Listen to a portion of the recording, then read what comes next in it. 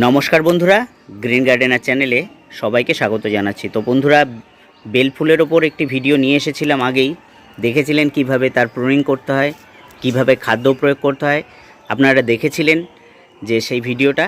যারা যারা দেখেননি বলবো চ্যানেলে একটুখানি দেখে আসুন। তো বন্ধুরা, আজকে আমি আলোচনা করব যে এই যে বেল ফুলের গাছে ফুল পাওয়ার জন্য কিভাবে তার পরিচর্যা করতে হয় সেটা নিয়ে বিস্তারিতভাবে আলোচনা করব।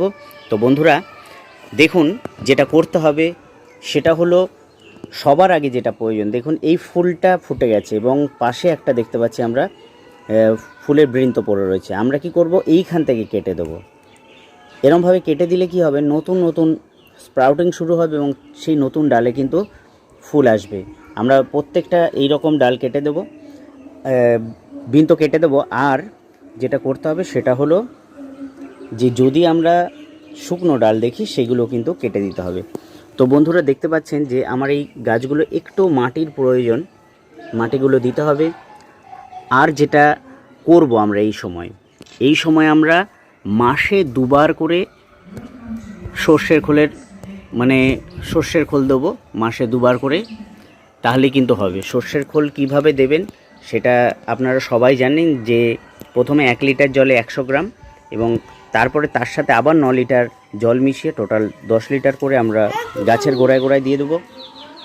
আর বেশি ফুল পাওয়ার জন্য আমরা 0050 NPK, আমরা সালফেট অফ পটাশ, সেটা আমরা 1 গ্রাম প্রতি লিটার জলে দিয়ে 10 দিন ছাড়া ছাড়া গাছে প্রয়োগ করব। তাহলে কি হবে, ফুলটা আসবে।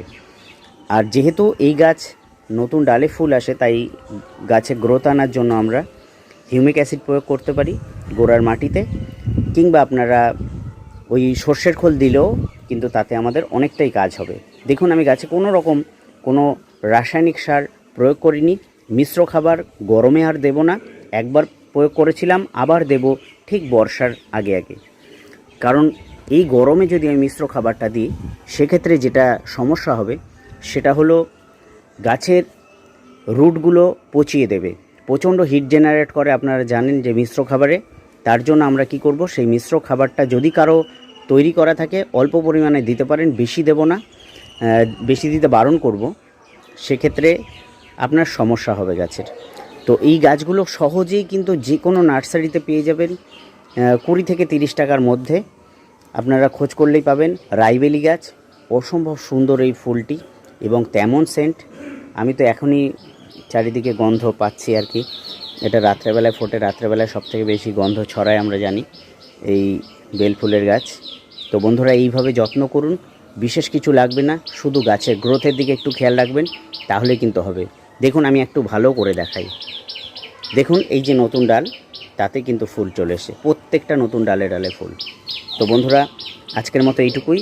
সকলে ভালো থাকবেন, সুস্থ থাকবেন, মন দিয়ে গাছ করুন, সবুজ ছড়িয়ে দিন চারিদিকে এবং এই রকম গাছ আপনারাও করুন। তো আমি দূর থেকে একটুখানি দেখিয়ে দিচ্ছি, আমার একটা বনসাই আছে। বনসাই তো পারি না, তাই ওই গাছটা আমার একটু শোভাবর্ধন করেছে আর কি। তো আজকের মতো এইটুকুই। সকলে ভালো থাকবেন, সুস্থ থাকবেন।